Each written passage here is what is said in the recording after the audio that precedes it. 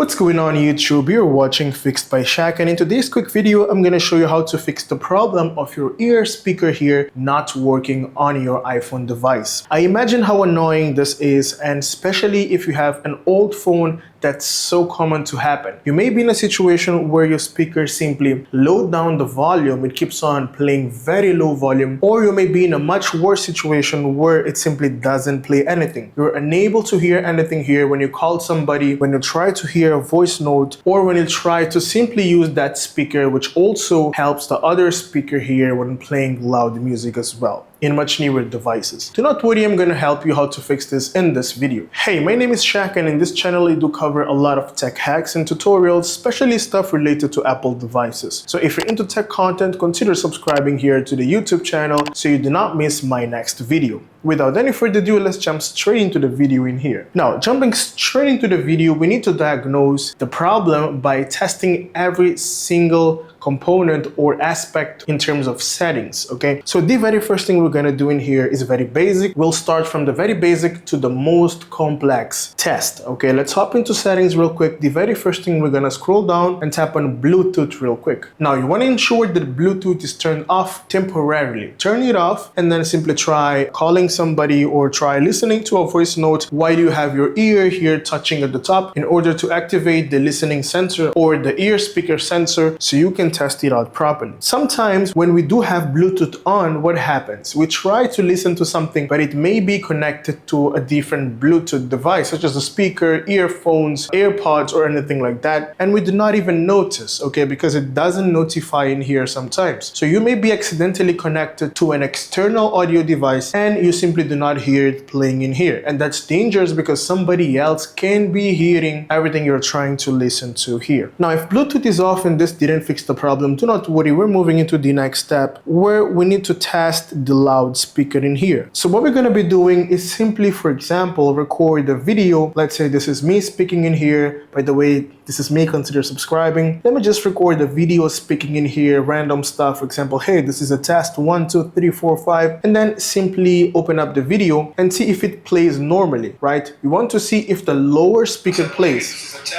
There we go, it's working fine. If the lower speaker plays, that's definitely letting you know that you do not have any external device connected. Now you need to test the ear speaker and the volume as well. So what we're gonna do in here, for example, I would recommend you to open WhatsApp chat, okay? Let me just open my WhatsApp real quick, and then I'm gonna send a message, for example, to my friend in here. I'm gonna send an audio in here. This would be a test, okay? Test 1, 2, 3. This is just a test. And then once you send the test, the next thing you want to do is simply position your ear in here. I'm going to position my finger just to test it out, and then simply play that audio while you have your hand in here, or your ear, of course, definitely, to see if it's playing or not, okay? Now, once you do that, you want to make sure that you turn on the volume up. For example, let me just play this. Here is my hand. Now, just turn on the volume to max, okay? You want to turn it on while the audio is playing right there, so you can actually test it out to see if it's working or not. If it simply keeps on causing the issue, do not worry, we're moving into the next step where most of the people get it sorted out, which will be the step where we're going to perform a forced restart. A forced restart essentially will reboot your phone as if it's coming from a deep sleep. And in order to perform this on iPhone 8 or later models, we rapidly need to tap on volume up and then down and then press and hold the power button until we see the Apple logo on our screen. This is how it goes: volume up, down,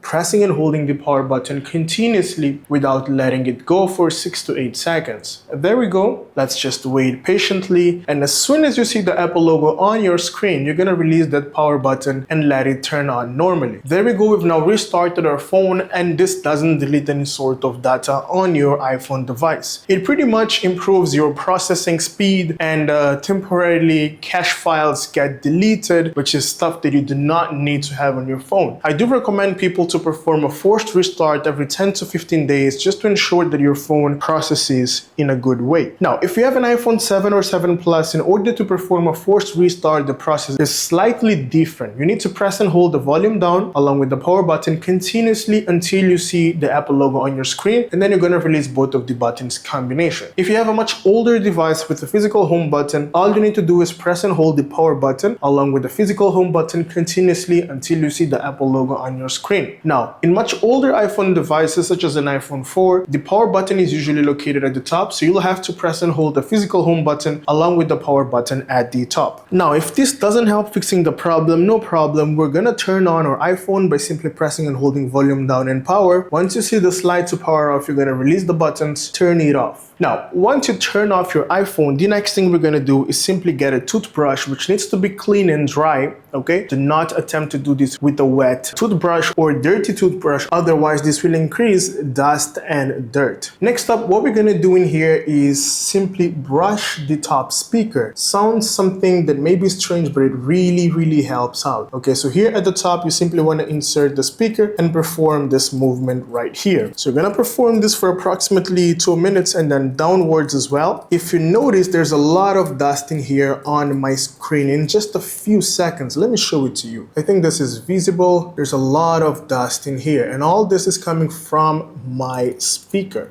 Okay, so it's important for you to clean your speaker from time to time, because whenever we're exposed to external environments, we do get a lot of dust in here, as you can see. So it's important to clean for 2 to 3 minutes until you remove as much dust as possible, and then test it out to see if it sounds much louder. If it really sounds louder, then you just want to try cleaning it much more until it gets to the ideal volume. Now you want to perform this here at the bottom as well. We do have speakers and microphones. Since you're already cleaning, do not forget that your speaker also gets dust. So you want to perform this here as well, okay? And then here as well on the microphone, so it removes as much dust as possible from your microphone. This really doesn't damage anything. It's just cleaning and removing much dust as possible. It's like maintaining your phone, performing maintenance on your phone, just the way your car needs maintenance and other vehicles and stuff like that. Now, once you're done doing this, simply turn on your phone and try sending a voice note, or try hearing a voice note from the top speaker, or try calling somebody and see if the problem is sorted out. In most cases, this will help fixing the problem that you've got. And if it doesn't, simply try updating your software as well, which can also help fixing the problem, because we may be dealing with a bug or a glitch in here, okay? Last but not least, if none of this helped, I'm so sorry, but you're probably dealing with a hardware issue. And in that case, you would have to approach an Apple service center or a repair shop in order to help you fixing the problem. Thank you so much for making it till the end of the video, and if you find my content useful, consider subscribing, like the video, and let me know down in the comment section if you do have any question or doubts. I would like to deeply thank all of you guys for supporting the YouTube channel Fixed by Shaq, where my main aim in here is to help all of you guys fixing tech-related issues without spending money, without paying for a technician to a local engineer or anything like that, because in most cases you can actually fix all these issues or most commonly faced issues by your own at your home. Okay, so my aim is to help you guys with tech related content. Thank you for supporting. We've just hit 50,000 subscribers, and all this wouldn't be possible without your support in here. By subscribing, by liking, you actually keep me going, and this really helps me out so I can reach out to more people and consequently help more people facing the same problem as yours. My aim in here is to grow the channel as much as I can so I can reach out to more people, and of course, as I've just said, help out more people here with tech related issues. But of course, it's not easy to do it alone. This is a community. I want you guys to stay here with me, interacting in the comment section within the community tab as well, by visiting the community in here so we can actually interact every single day. And if you have any doubt or any question by any means, feel free to leave it down in the comment section so I can actually reply to you as soon as possible. I really appreciate your help, and I hope we can actually reach 200k subscribers real soon. I'll see you in the next one. Have a great day.